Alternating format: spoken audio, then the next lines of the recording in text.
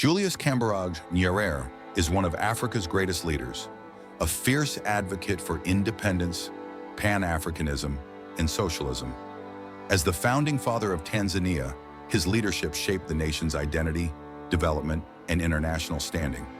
This story explores his life, from his early years to his lasting legacy. Early life and education. Julius Nyerere was born on April 13, 1922, in Ujamaa, Tanganyika, then under British colonial rule. His father, Nyerere Burrito, was a Zanaki chief, making young Julius accustomed to leadership from an early age. He attended local missionary schools and later joined Tabora Government Secondary School, where he excelled academically. Nyerere's thirst for education led him to Makerere University in Uganda, where he studied history, economics, and English. He later won a scholarship to the University of Edinburgh in Scotland, becoming the first Tanganyikan to study in Britain. There, he was influenced by socialist ideologies and the principles of self-determination. His education laid the foundation for his political philosophy, which emphasized equality, social justice, and economic self-reliance. Entry into politics and the fight for independence. Upon returning to Tanganyika in 1952, Nyerere became a teacher, earning him the title Mwalimu, meaning teacher in Swahili. However, his passion extended beyond the classroom. He wanted to liberate his people from colonial rule. In 1954, he co-founded the Tanganyika African National Union, TANU, a political party advocating for independence. Through peaceful campaigns and diplomatic negotiations, Nyerere gained national and international support. His eloquence and strategic leadership led to Tanganyika's independence on December 9, 1961. He became the country's first prime minister, and when Tanganyika became a republic in 1962, he was elected its first president. The birth of Tanzania and Nyerere's vision extended beyond Tanganyika. In 1964, he played a crucial role in uniting Tanganyika and Zanzibar, forming the United Republic of Tanzania. This move was historic, demonstrating his belief in unity as a cornerstone for African development. Ujamaa. The African socialism experiment. As a socialist, Nyerere sought to create an egalitarian society based on communal living. In 1967, he introduced the Arusha Declaration, which outlined his vision of Ujamaa, familyhood, an African form of socialism. The policy aimed at reducing economic inequality through collective farming, nationalizing key industries, and promoting self-reliance.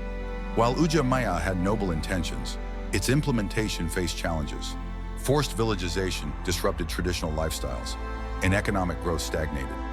By the late 1970s, Tanzania was facing economic difficulties, and the Ujamaa model was gradually abandoned. Despite its flaws, Ujamaa remains one of Nyerere's most significant contributions to African political thought. Pan-Africanism and foreign policy. Nyerere was a staunch Pan-Africanist, advocating for the liberation of African nations still under colonial rule. Tanzania became a sanctuary for freedom fighters from Mozambique, Zimbabwe, South Africa, and Namibia. His government provided military and financial support to liberation movements, reinforcing his commitment to Africa's independence. On the international stage, Nyerere promoted non-alignment during the Cold War, maintaining diplomatic relations with both the West and the Eastern Bloc. He was also a key player in the formation of the Organization of African Unity, OAU, the precursor to the African Union, AU. Challenges and economic struggles.